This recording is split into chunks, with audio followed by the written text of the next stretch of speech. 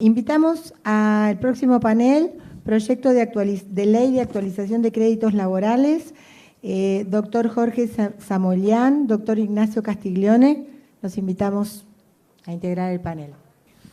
Buenas tardes a todos. El agradecimiento obligado a Julio, es un honor acompañarlos, a María Elena, por su trabajo incansable y por estar presidiendo este panel. Y a cada uno de ustedes, veo muchas caritas amigas, abogados de empresas como me toca en mi especialización, abogados de sindicatos, abogados de trabajadores con los que lidiamos y tratamos de aportar a esta realidad tan compleja. Como dijo María Elena, me toca una ardua tarea. Sinceramente creo que no hay hoy tema más complejo y más apasionante que el que vamos a abordar juntos. Pero, así como lo veo tan complejo y tan apasionante, y la complejidad la ato con que de esto, y les aseguro que no exagero, un ápice, de esto depende la vida o la extinción del trabajo dependiente y de la empresa que provee el trabajo. Digo también, y me place poder decirlo y compartirlo con ustedes hoy, que desde la mayor humildad entiendo hay una salida para semejante panorama. ¿Cómo voy a compartir estas ideas con ustedes? Bueno, pienso hacerlo en esta primera media hora, antes de ceder la palabra a los videos y al doctor Castiglione para que hagan el cierre. Quiero enfocar primero cuestiones fácticas que tienen que ver con la solución que buscamos a este tema, para después sí, aclarado el punto, con muchas verdades que van a parecerles de perogrullo, pero necesito manifestar para llegar al enfoque técnico, al enfoque jurídico, de cómo sería la solución viable. Estos dos pilares, el de hecho y el de derecho, me gusta decir siempre que lo expreso, se fundan, y esto es esencial que pueda transmitírselos, se fundan en la buena fe de los planteos que vamos a hacerles y se fundan en un solo objetivo, Todo lo que vamos a manifestar y lo que hemos colaborado en confeccionar como proyecto de ley, todo está destinado a defender el mercado de trabajo, es decir, empleador y trabajador. Nada en nuestros planteos está hecho mirando la realidad con un solo ojo, ni ideológicamente. Se dijo, con absoluta razón, hoy, ayer, que estamos hablando de trabajadores y empleadores como una unidad inescindible, y es obvio que lo comparto. Acá no hay enfrentamiento, acá no hay grieta. La grieta que enfrentamos es el desempleo, la pobreza, el hambre, la indignidad de no poder trabajar y ganar el pan, conforme el mandato bíblico, con el sudor de su frente. El proyecto del que voy a hablarles está generado por la diputada Razzini, que nos va a acompañar vía video, y tuvo la generosidad de sumarme desde afuera. Yo no soy el cuadro técnico formal, no soy asesor formal, lo mío es honorario, y sí pude colaborar con el equipo técnico de la diputada y conformamos este proyecto de ley que ingresó a Parlamento en julio, y la novedad que me enteré viniendo para aquí es que el martes se empieza a discutir en la Comisión de Legislación del Trabajo. Entonces, vamos a los temas que digo que son previos al análisis técnico y jurídico, y es muy simple el paneo que voy a compartirles. ¿Cuál es nuestra realidad? ¿Dónde llegamos a debatir cómo se determinan los montos a abonar y a cobrar en juicio? El monto último. ¿En qué realidad estamos hablando? Y es rápido y es simple, tan simple como doloroso. Estamos viviendo niveles de pobreza, niveles de indigencia prácticamente inéditos. Estamos viviendo, creo que por primera vez, trabajadores en blanco con sueldos por debajo de los niveles de pobreza. Estamos viviendo un mercado de trabajo deprimido, con más de una década, y esto es vergonzante para todos los que trabajamos en el mercado laboral, en el campo en que trabajemos, magistrados, abogados de empresas, abogados de trabajadores, legisladores, estamos viviendo una realidad con más de 10 años, con 6 millones y monedas de vergonzantes trabajadores en blanco y muchos más trabajadores en negro. Y este es el número de empleo y desempleo que me importa, no cómo se cuantifica. No soy sociólogo ni economista. Mi enfoque y mi aporte es únicamente el que surge de algo conocer del derecho del que vivo hace más de 30 años ininterrumpidos, caminando tribunales antes y ahora virtualmente, y viviendo con la empresa. Pero a esta realidad fáctica, que podríamos decir técnicamente exógena a lo jurídico, se suman dos factores que pongo en este capítulo de anteriores, previos al enfoque jurídico puro de la solución, que sí son de hecho, pero vinculados con nuestra realidad jurídica. El primero, para mí, desde absoluta humildad, como les dije, absolutamente nuevo e impensado. Un conflicto intrapoder que no pensé vivir nunca y que estamos transitando hoy. Cuando yo cerraba la redacción del libro que presenté en junio del 23, o sea, en la feria del 23, me encuentro con la novedad del acta de la Cámara Nacional Laboral, 2764, del 9 de septiembre del 22. Y me encuentro con la novedad, como uno suele encontrarse con las malas novedades. 3 veces en diciembre golpean la puerta de mi despacho y me dicen, ¿qué hacemos con esto? 3 pymes con decreto de defunción. Me aboco a estudiar el tema, lo incorporo al libro, pero de verdad nunca imaginé. Sí imaginé y lo dije, y me hago cargo como lo que les digo, lo firmo, lo suscribo y lo dije en el libro, y es mi responsabilidad y la asumo. Sí imaginé, y no hacía falta una mente preclara, era conocer nuestra realidad, que íbamos a vivir en la Corte Suprema de Justicia a partir de este acta, pero no imaginé que cuando la Corte, 15 meses hábiles después de la vigencia del acta y de empezar a recibir sentencias de este tenor económico, cuando la Corte fijó un criterio, estableció doctrina en el famoso caso Oliva con coma, 29 de febrero del 24, y dijo, señores, así no, está bien, lo hago coloquial, no quiero ser aburrido aunque estoy hablando con colegas y saben de esto más que yo. Está bien que capitalicen intereses, está bien que abreven en una figura del Código Civil, que yo asumo mi ignorancia desconocía. Se puede aplicar el 770 inciso B, pero se capitaliza una sola vez. Lo que se debatió con muy interesantes fundamentos, y siempre destaco el loable fin de ese acta y de los magistrados de la Cámara, de mejorar la posición del más débil de la ecuación, que siempre es el trabajador. Yo no niego esa realidad, pero con la misma certeza digo, con el mejor objetivo, entiendo se han equivocado en la solución.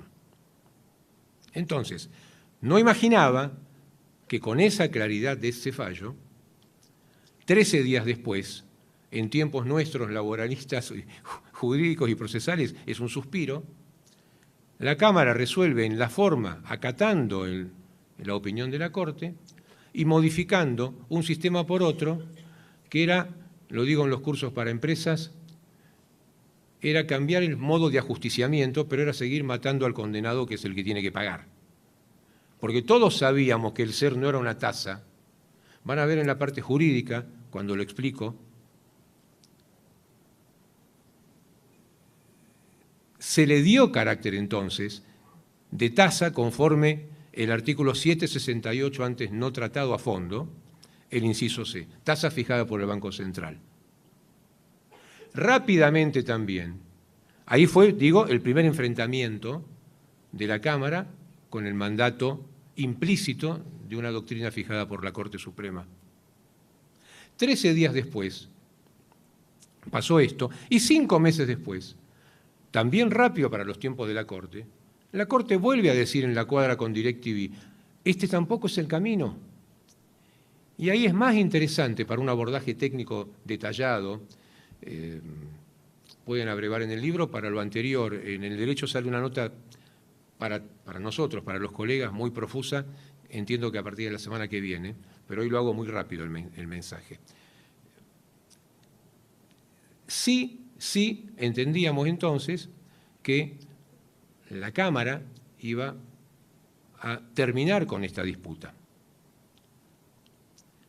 Sin embargo, pocos días después, el último acta lo que hace es liberar, entre comillas, las fuerzas del mercado. O sea, que cada magistrado, cada sala, disponga conforme a su criterio. Esto me hace acordar lo que pasó en provincia, donde salimos de infamantes tasas pasivas, que la Suprema Corte no admitía modificar durante años, hasta dejando sin efecto una ley, ¿se acuerdan de esto? A barrios donde también en provincia pasamos de un extremo a otro y con 1000 consejos y 1000 corsets de cómo hay que sentenciar para evitar los daños, hasta citan Oliva en esa enumeración amplísima de parámetros a tener en cuenta para sentenciar, pero sí se liberó a los tribunales de provincia a establecer otros sistemas que actualizaran por mucho más de lo que era la ridícula tasa pasiva. Bien. Y el último factor previo al enfoque de solución jurídica, pero también de hecho de realidad, pero jurídico, es la realidad de nuestro procedimiento, que implica que con 2 sentencias, también bien pensado, siempre me repito en este concepto, en general las normas no están mal nacidas. Las arruinamos en el ejercicio, el derecho es vivo, se va modificando, quedan desactualizadas, se dan de patadas con la realidad o las complicamos los abogados y me hago cargo de mi cuota parte de responsabilidad. Pero la realidad es que hoy, este primer principio lógico, un juicio ganado en primera instancia por el trabajador, ganado en segunda instancia, señores, les toco el timbre, 5 días y paguen. El problema es que aplicar eso hoy, cuando tenemos esta realidad en números que vamos a ver muy rápidamente, antes de la última parte de mi exposición, no es solamente desoír lo que estableció la Corte. Yo voy a citarles muy poco y voy a leer muy poco de jurisprudencia para intentar que esto sea menos aburrido.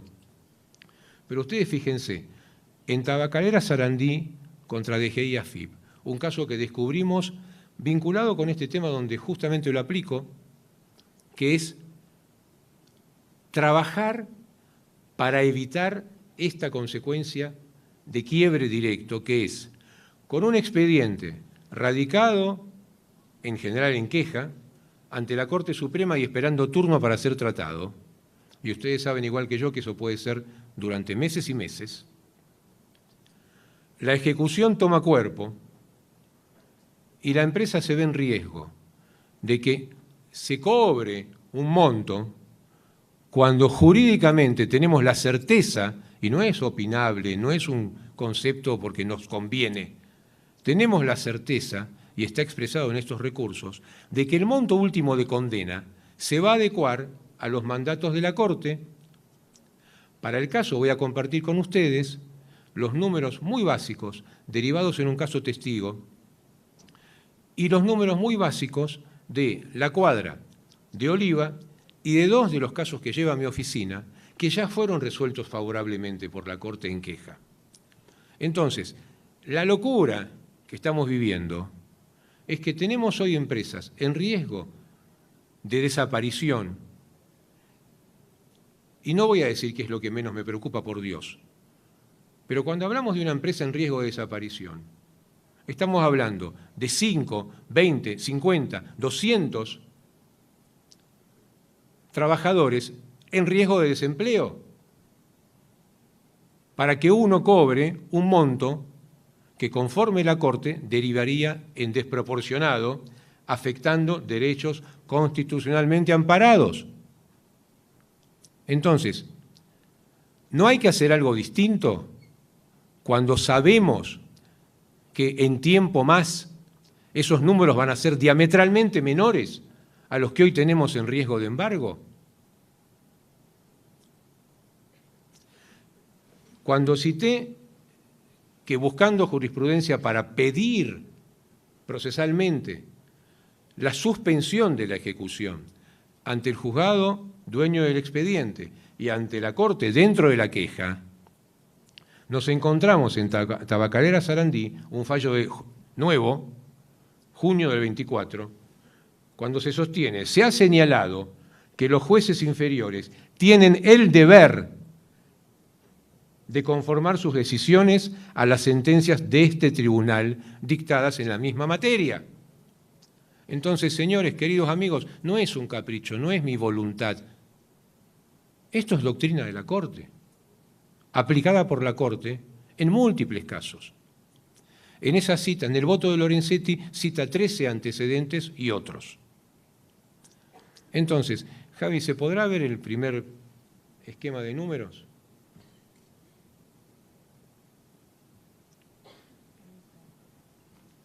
Yo enseguida los comparto con ustedes. ¿Lo puede manejar desde ahí? Ah, no sé ni cómo se hace esto. ¿Le doy directo? Es así con el que viene, ¿sí? Ahí está ya. ¿Lo están viendo? ¿Sí? Ah, perfecto. Miren, es muy simple lo que vamos a ver para no derivar mucho el sentido de la explicación, pero son casos que me gustaría que veamos juntos. Muy rápidamente, el material va a estar a disposición, obviamente. Cuando analizamos el tema en el libro, tomamos todas las hipótesis que entonces teníamos a la vista.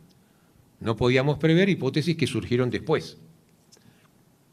Cotejamos, tomamos un caso de ejemplo que era 1 millón de pesos de capital de condena y lo fuimos actualizando de esta manera indirecta, admitida como creación pretoriana, al no poder actualizar por inflación, usando distintos sistemas, cotejándolo incluso con el IPC, habló del libro cerrado en febrero-marzo del 23, ante esa realidad. Cotejado con provincia y en 3 casos testigos, 3 años de juicio, 6 años de juicio y 10 años de juicio. Después, en sucesivas notas, fuimos actualizando y este cuadro muy básico que les voy a compartir está llevando el mismo caso testigo, lo está extrapolando hasta el 31 de agosto de este año.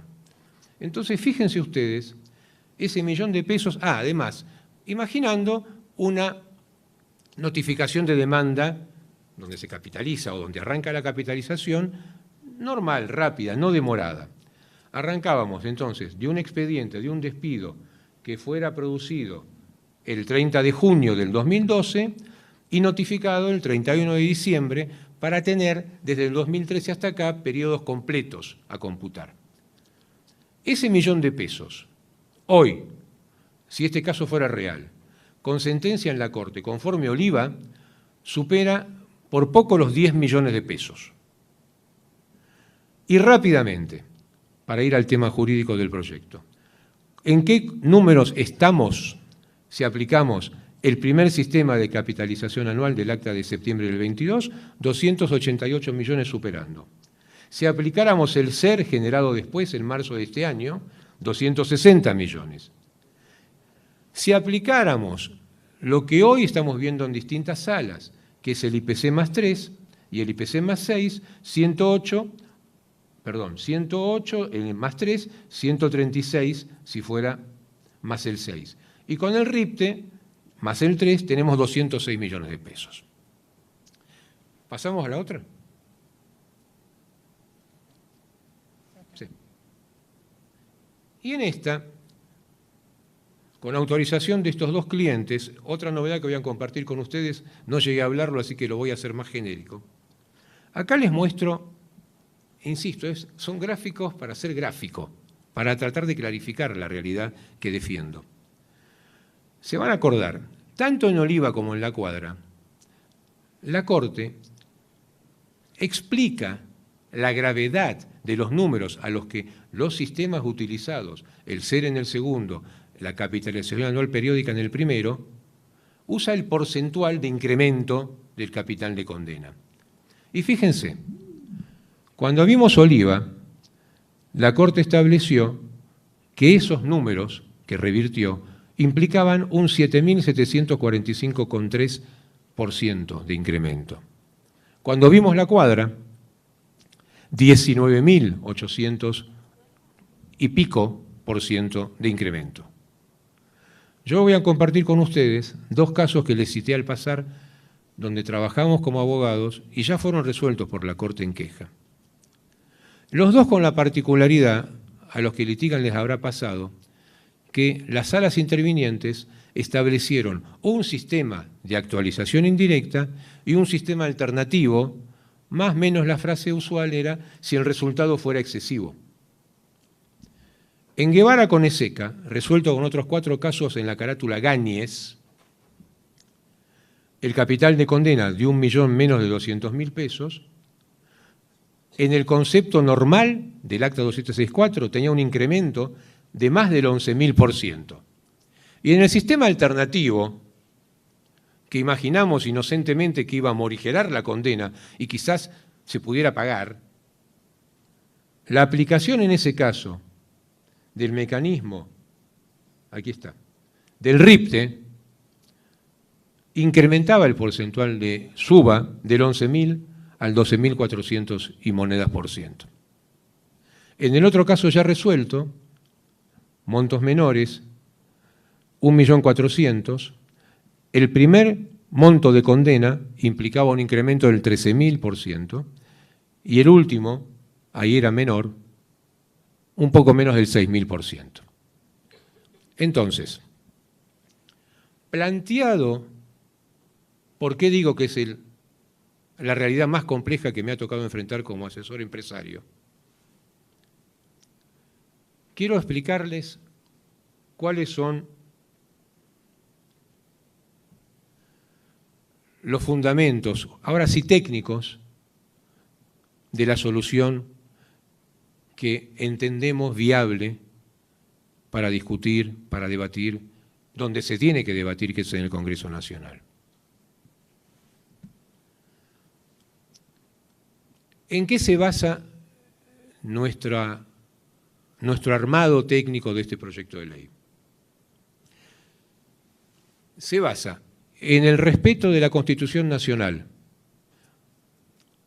cumplir a rajatablas con los mandatos de la Corte, con la defensa del derecho de propiedad, del principio de congruencia, del derecho de defensa en juicio. Y vamos a lo más concreto, porque esto parece que siempre lo tenemos en miras.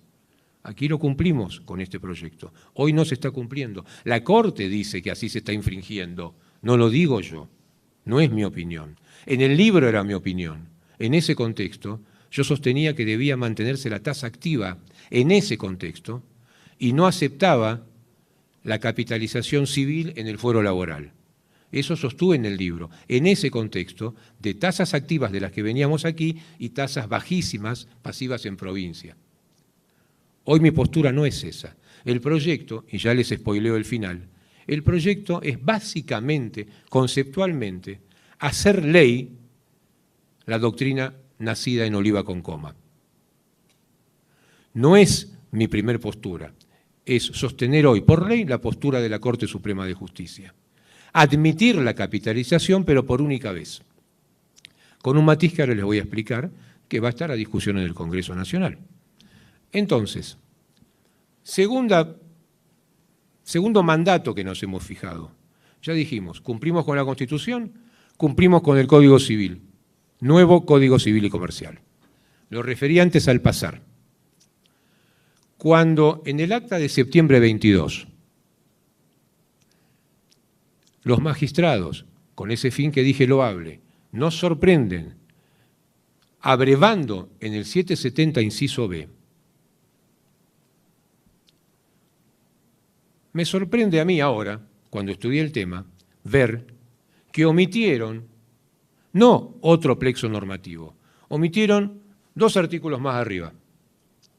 El 768 cambió diametralmente la regulación anterior de las tasas moratorias, de las que estamos hablando como sistema generado por los jueces y por la doctrina, vuelvo, y es a propósito, para actualizar de manera indirecta las deudas, ante la prohibición de actualizar conforme reza el 276, derogado por la Ley de Convertibilidad y la 25561. Vengo después con eso. Entonces, el 768, que no se trató en ese momento, es taxativo y establece, no hay margen de duda, que las tasas moratorias, desde el 2015 que rige este código, las tasas moratorias, estimados, se fijan, como era antes, por las partes, se fijan ahora por el Banco Central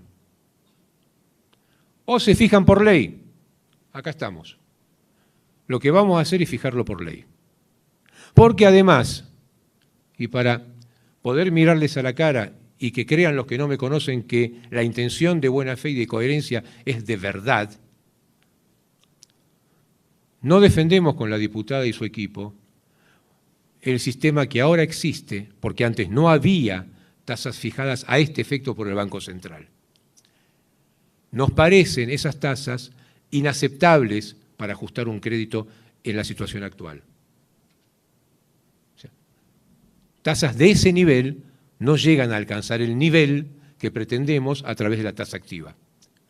Entonces, dije primero, ¿cumplimos con la Constitución? Estoy diciendo ahora, ¿cumplimos con el Código Civil y Comercial? Sí.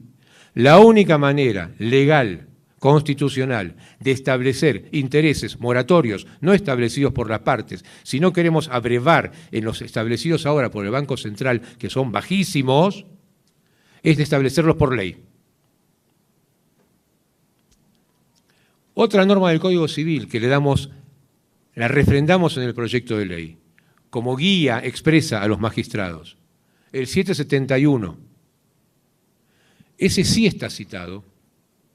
El 768, perdón, es importante, lo cita expresamente la Cuadra y lo cita la Corte en junio del 23, en un caso civil García con Ugofe, estableciendo que lo que rige hoy es ese tema de intereses, esa modalidad de fijación de intereses moratorios. El 622, que autorizaba a los magistrados en subsidio a establecerlos, no rige desde que entró a regir en el 2015 el Código Civil nuevo, y esto es legal y no es mi opinión. Así es. Entonces, incorporamos al 276 bis una directriz a los magistrados. Los habilitamos a que apliquen la capitalización como sanción. Ustedes recuerden que el interés moratorio es por ley una sanción al daño generado por la mora. Por eso, el inciso B del 770 está diciendo a quien se vio obligado a demandar judicialmente el cobro de su crédito por la mora que se le imputa al deudor, aquí al empleador condenado en juicio. Pero la realidad, y queremos dejar esto a criterio de cada magistrado, y además compadecernos con el carácter federal de esta norma, que es reformar la ley de contrato de trabajo. Y si bien con nuestro unitarismo ideológico, ya y asumo este pecado, miramos nuestra realidad de la Justicia Nacional del Trabajo y miramos lo que pasa al ladito en la provincia de Buenos Aires, sabemos, y distinguidísimos colegas que han colaborado con nosotros nos han desasnado en la materia, que no todo el país aplica estos sistemas por igual. Y entonces queremos dejar librado a los magistrados intervinientes, en cada caso, la aplicación o no de la capitalización. ¿Me piden ustedes mi opinión? Yo imagino que en la Justicia Nacional la aplicación va a ser permanente. Y la acepto. Pero entiendo que tengo que dejar el arbitrio abierto a que cada juez que hace de manera admirable su trabajo, y sobre todo destaco el trabajo de los jueces de trinchera, los jueces de primera instancia en capital, que son los que están viendo el riesgo de quiebre. Lo pensaba decir en el cierre, pero creo que es mejor contárselos ahora.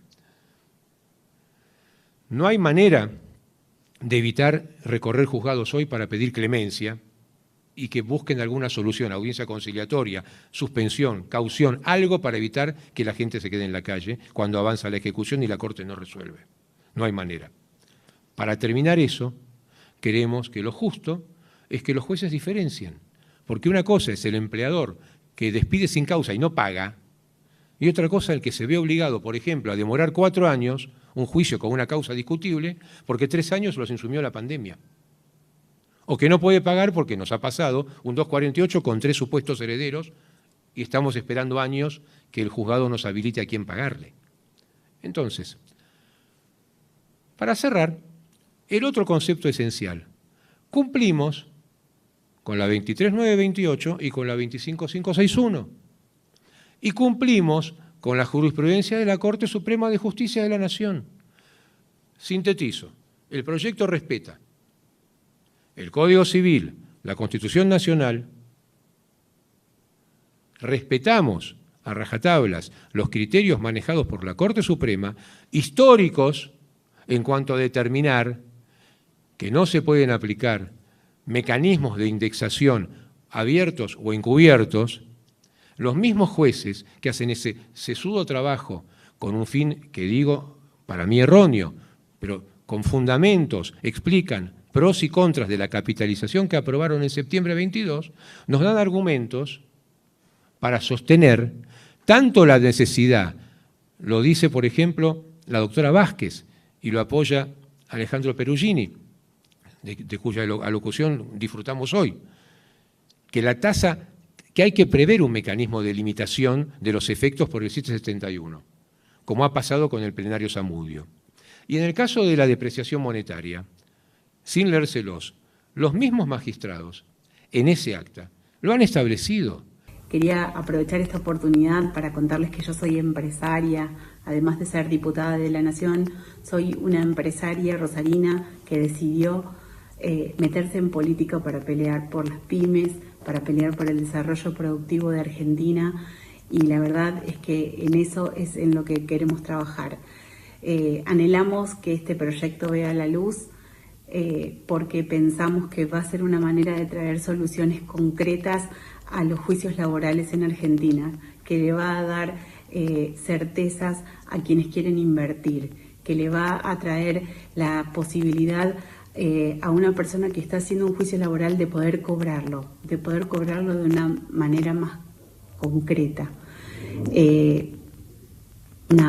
Espero, yo no soy abogada, así que con muchísimo respeto y con muchísima humildad quiero hablarles a todos ustedes y decirles que vemos en este proyecto una solución a una problemática de mucho tiempo. Ojalá les parezca que estamos en el camino correcto, ojalá, ya tenemos el apoyo de la Corte Suprema, que es un montón, pero ojalá les parezca que esta es realmente una solución a la problemática y puedan acompañarnos. Y aprovechar nuevamente para agradecerle a Jorge y desearle mucha suerte en este foro. Ahora vamos a escuchar la palabra del diputado Sergio Capozzi, que es el vicepresidente de la Comisión de Legislación del Trabajo de la Cámara de Diputados. Lamento profundamente no estar con ustedes físicamente en San Luis, pero un compromiso previo lo ha imposibilitado. Este tema que están tratando es de significativa importancia y tiene, yo diría, más de 30 años de discusión. Recuerdo el fallo Bolaños con Benito Arroyo, en el cual se aplicó a la materia laboral la famosa ley Martínez-Raimonda del valor actual de las cosas. Porque en procesos hiperinflacionarios de muy alta inflación como los que estamos atravesando, las indemnizaciones laborales quedaban desactualizadas. Pero esto tomó significativa importancia hace exactamente 2 años, allá por noviembre del 22, con la acordada de la Cámara, Cámara Laboral de la Ciudad de Buenos Aires, que fue un acta que causó que las deudas se triplicaran en el mejor de los casos y se quintuplicaran en otros, haciendo imposible su pago. Hace 20 años que la Argentina no desarrolla su industria en relación a las pymes, que implican el 90-95% del empresariado argentino. No crecemos en empleo en blanco, no crecemos en pyme, en generación de empleo, y una de las causales es la inseguridad jurídica, el caos. Por eso es que es imprescindible ordenar esto, y estamos a las puertas, porque ya tiene media sanción, una ley en la provincia de Buenos Aires, a donde se recoge los principios de aquel acta que ya fue dejada de lado y revisada por la Corte Suprema en 2 oportunidades. Se deja de lado, decía, este sistema que era verdaderamente anatocista, y estamos hoy nuevamente en una incertidumbre, porque de todas las cámaras, de todas las salas de la Cámara Laboral en la Ciudad de Buenos Aires tenemos diferentes criterios. ¿Cómo se soluciona esto? Mediante una ley. Es por eso que el martes de la semana que viene vamos a tratar en la Comisión de Derecho del Trabajo, la cual yo integro como vicepresidente, el proyecto que presenta la diputada Verónica Racini, que pone fin a esta discusión y definitivamente hace una justa composición de derechos. Acá no se trata de que haya ganadores y perdedores, sino que fallemos en equidad, y eso implica que el crédito no transforme en una carga pesada que concluya con la desaparición de empresas y con ellos miles de puestos de trabajo. Muchas gracias. Bueno, y por último, antes de cederle la palabra al doctor Castiglione, vamos a escuchar la palabra de la doctora Karina Castrillón en representación del Colegio de Abogados de la Ciudad de Buenos Aires. Buenas tardes a todos, muchas gracias por la convocatoria. Lamento mucho no poder estar en forma presencial, pero estoy muy agradecida por la invitación. El tema que nos convoca hoy es la actualización de créditos laborales y las tasas de interés que se están imponiendo en el fuero en los últimos meses. Realmente es una extendida preocupación la que existe en los distintos actores del mundo del trabajo y la multiplicidad de criterios disímiles que vemos y que además han llegado a resultados exorbitantes, y esto ha generado una innumerable cantidad de interposición de recursos extraordinarios, quejas ante la Corte Suprema. Esa multiplicidad de criterios no solo afecta de alguna manera la seguridad jurídica al momento de cuantificar un eventual daño o una contingencia laboral, sino que también muchas veces se traduce en soluciones imprevisibles no deseadas.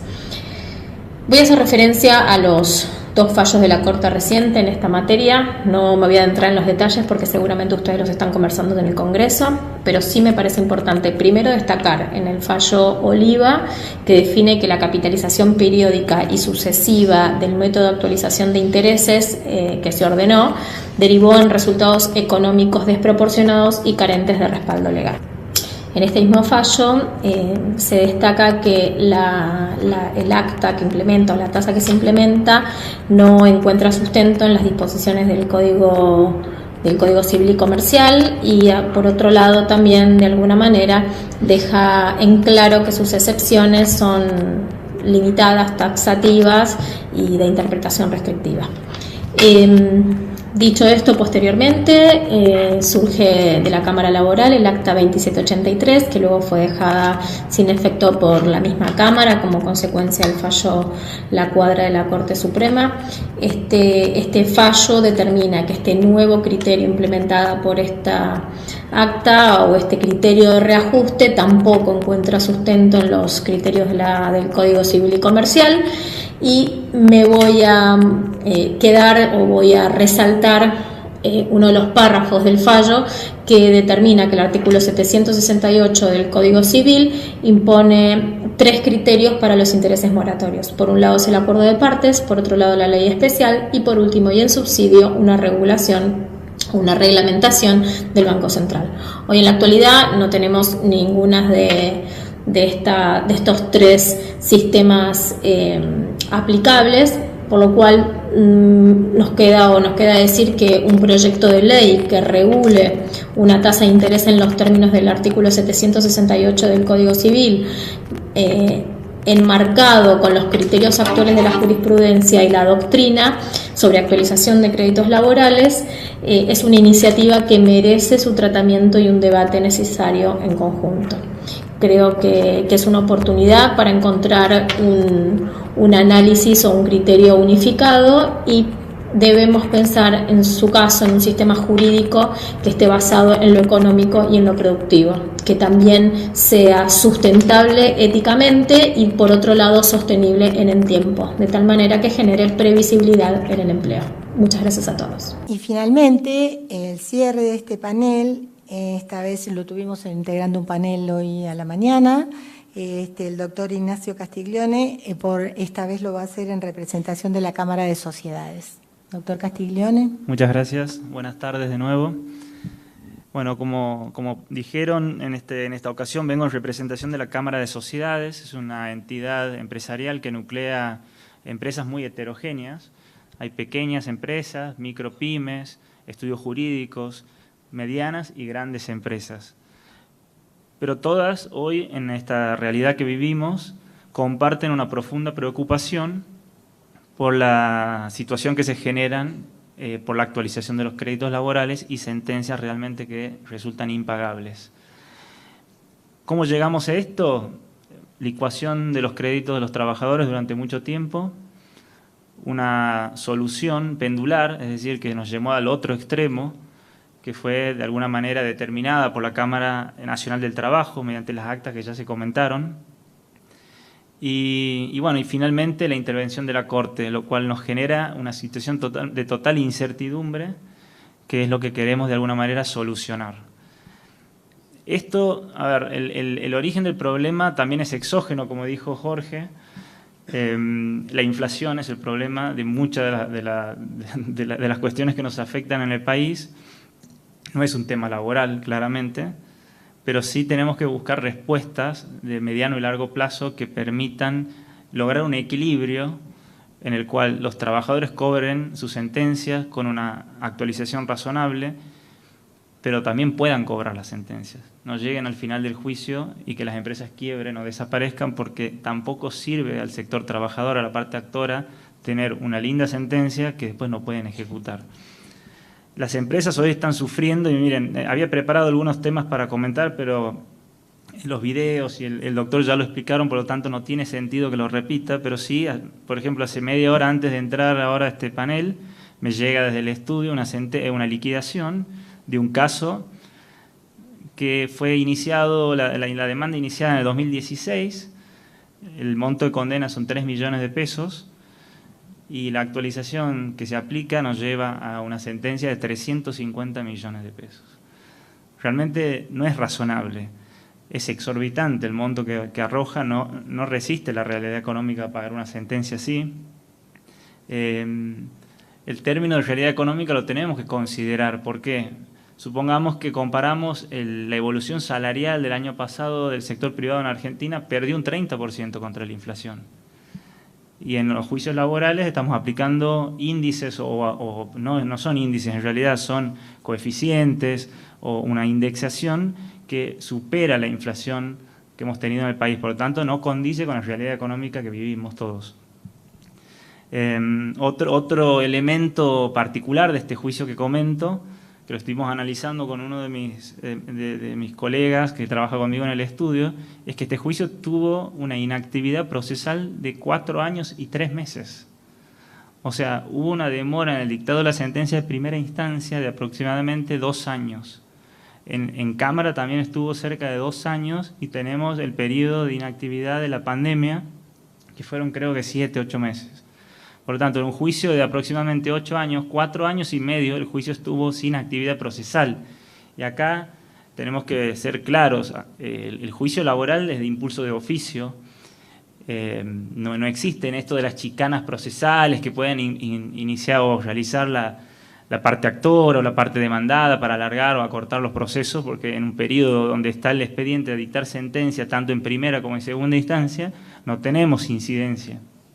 Por lo tanto, tampoco es razonable que la empresa pague el costo de 4 años y medio de inactividad y de actualización de los créditos. Tampoco es justo que el trabajador tenga que afrontar esto. Por lo tanto, desde algún punto de vista, este criterio que se genera para actualizar los créditos está generando un colapso de algunas jurisdicciones, porque concentran mayor cantidad de juicios que otras jurisdicciones en los cuales se aplica un criterio de actualización mucho más bajo. Supongamos que vamos a la provincia de Santiago del Estero, de Córdoba, tienen criterios de actualización muy diferentes a los que se aplican en Capital Federal. Y eso está generando que muchos litigantes fuercen codemandados que tengan algún domicilio en la Ciudad de Buenos Aires para traerlos, para justamente fijar la jurisdicción en la ciudad.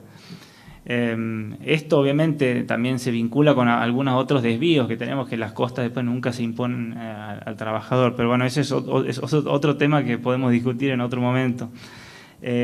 Básicamente el mensaje que yo quiero dar acá es que tenemos que tratar de buscar una solución razonable, que permita a los trabajadores cobrar un crédito con una actualización que justamente genere una justa composición, busque resarcir el daño generado, pero también que las empresas tengan una solución justa y que condiga con la realidad económica del país, que sean pagables y que los jueces también tengan una herramienta, porque, a ver, no podemos desconocer que los jueces hoy están en una situación difícil.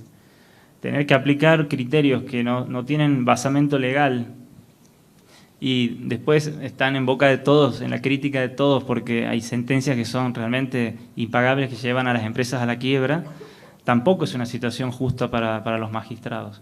Por lo tanto, desde la Cámara de Sociedades lo que propiciamos es que el debate se dé en el Parlamento, en el lugar donde tienen que salir las soluciones en este tipo de cuestiones, y justamente desde la Cámara apoyamos que el proyecto que se ha presentado llegue al Estado, tenga estado parlamentario, se discuta para dar una solución definitiva a esta problemática que afrontamos todos. Muchas gracias. Bueno, agradecemos por toda la información que nos han brindado en relación al proyecto que tienen. Cualquier información adicional está en la página con toda la ponencia y creo que está el proyecto también. Así que muchas gracias por toda la información, muy claro.